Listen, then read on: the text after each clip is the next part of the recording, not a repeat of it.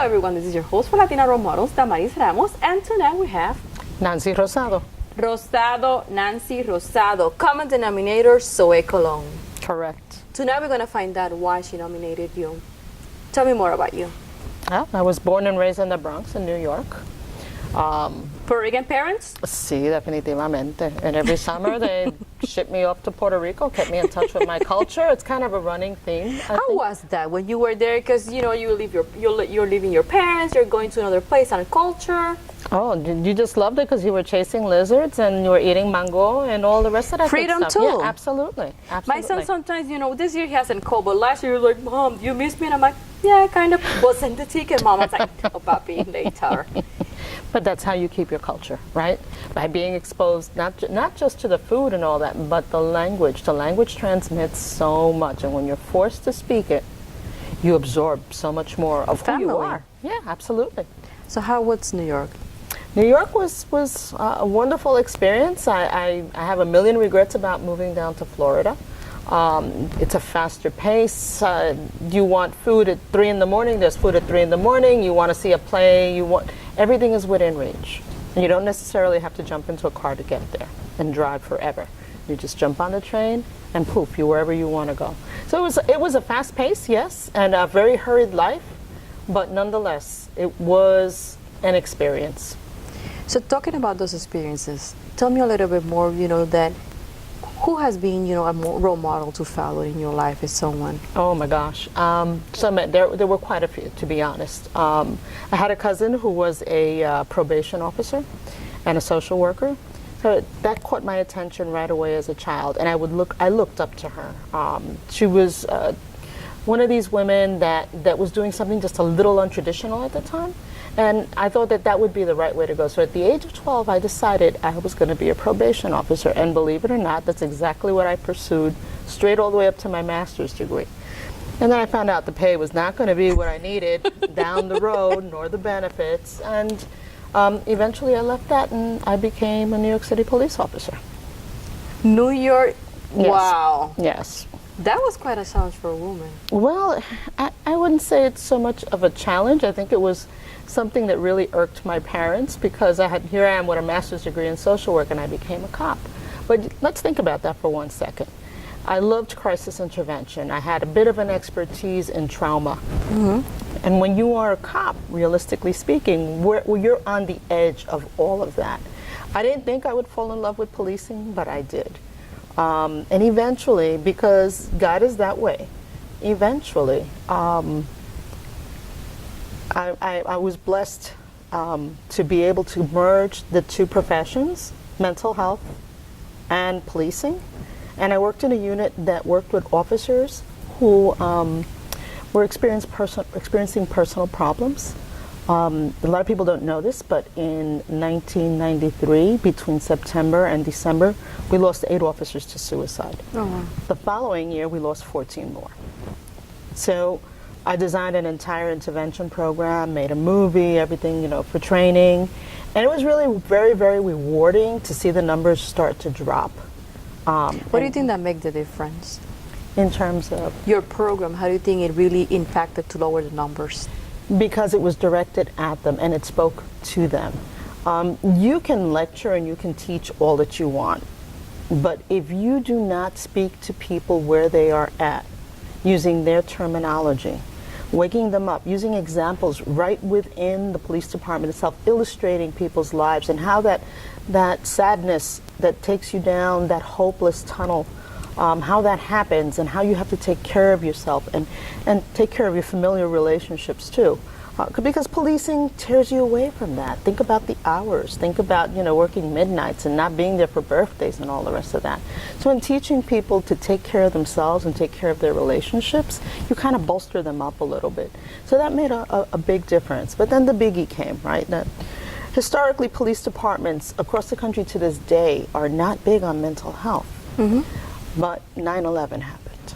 And 9/11 I took very personal because I was standing under the first tower that came down. So it was at that moment I was pure police. I was the mental health thing, just got to put it away and do what I had But your to do. education was there. It was dormant at that point. Absolutely. But everything happens for a reason. That's right. That's right.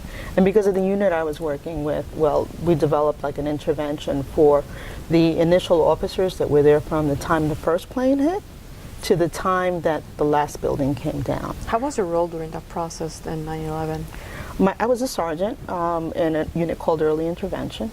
And what we did was what's called debriefings. We brought groups of police officers in, like every precinct sent 1 in 10, 10 officers and 1 supervisor. So we brought them in and we debriefed them about what happened that day and then offered them all kinds of services. I myself eventually developed post-traumatic stress disorder as a result of putting my stuff on a back burner, having been there and gone through all I went through. I was there every night. I dug on the pile. You know, we did that by bucket loads.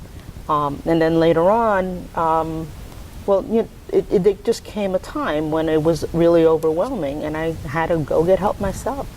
But it was a blessing. It was really a blessing. What is interesting about your story is like sometimes some women concentrate on something and that's all they do, but you were able to pursue 2 different things and then combine them. So Correct. that's a lesson to be learned for all women right now. You know, like probably some parents are saying, "Oh, I would like you to go for this," you know, to go in university for this, and they have a passion somewhere, but you were able to combine it and create an impact in the community. Because suicide, it's a topic today, tomorrow, and will continue to be. So, what are the signs For suicide? For suicide?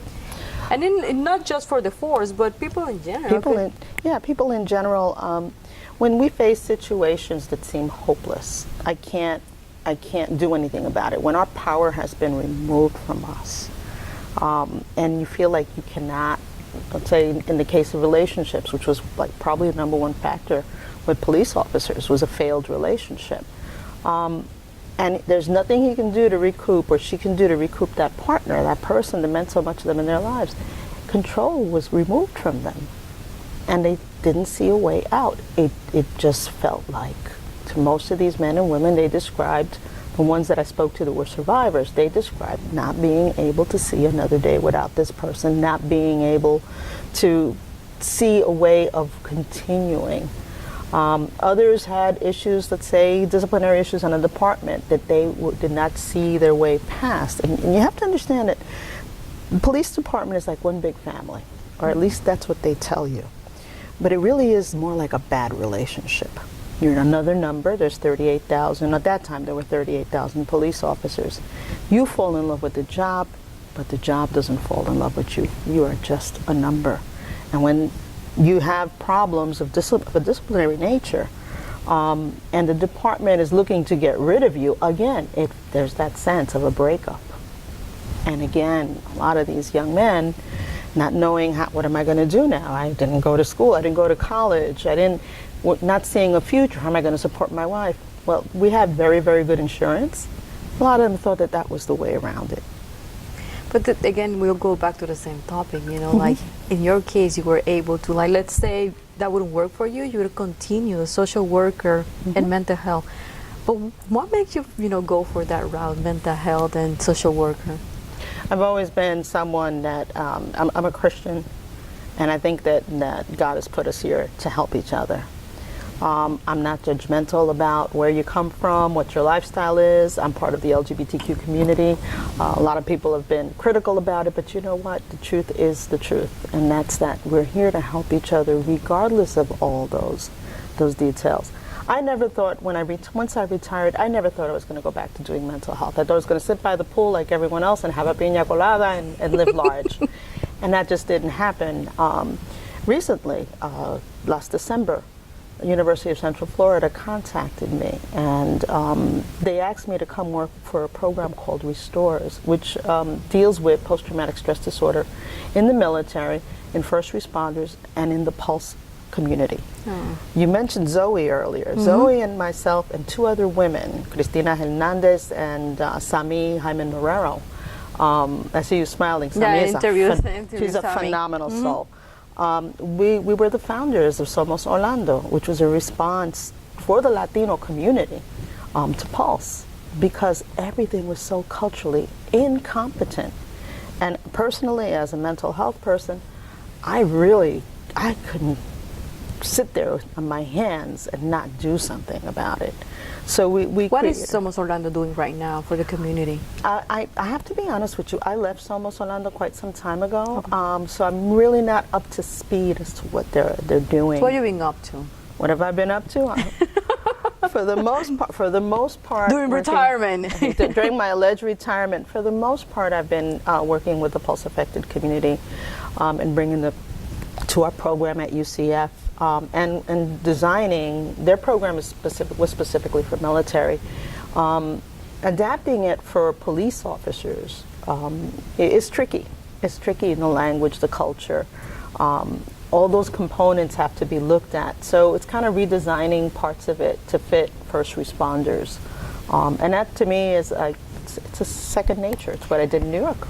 So if someone, let's say, wife is listening to you and their husband is going through post-traumatic stress disorder, so how you can help them, how they can contact you, what they should be expecting from the program?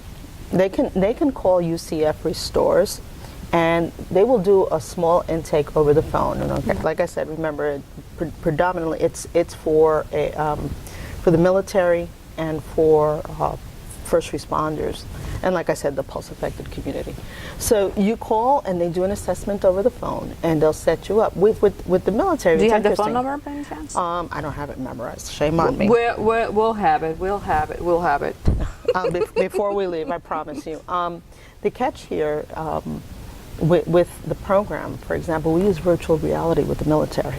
So you put on the goggles, there are smells and things, you have the headphones so that the sound is stereo, you sit on a chair that actually vibrates as if you were in a Humvee, or you stand on a platform, you'll hear the explosions. It's something called exposure therapy. Oh, and wow. what we do is walk you back from it. For example, with the people from Pulse, you can't hear firecrackers. All right, so we'll expose you to that. We won't go to a bar. You won't go. It's not that we want you to go out there drinking, but we will expose you to restaurant situations until it becomes bearable and tolerable, and you have that quality of life that you deserve. So the goal is to get back to the moment and reprocess what correct. happened then. So now it's not that impactful. That's correct. That's beautiful. That's a great program. My background is psychology too. So for those women who see you in the community, that admire you, that they haven't let you retire, what will be your advice? Look deep inside yourself. There's something that attracts you. There's something that's calling you, and head for it.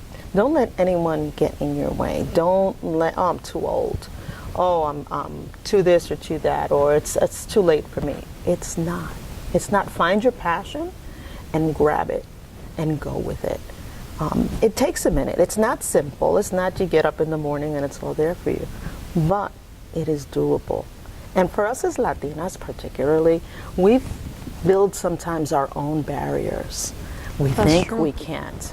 And yes, we can. It's just really a matter of finding it within yourself to step outside of that fear. We are running out of time, but it has been a pleasure. Thanks for coming. Oh, thank you. This has been Damaris Ramos for Latina Role Models. Thank you and good night.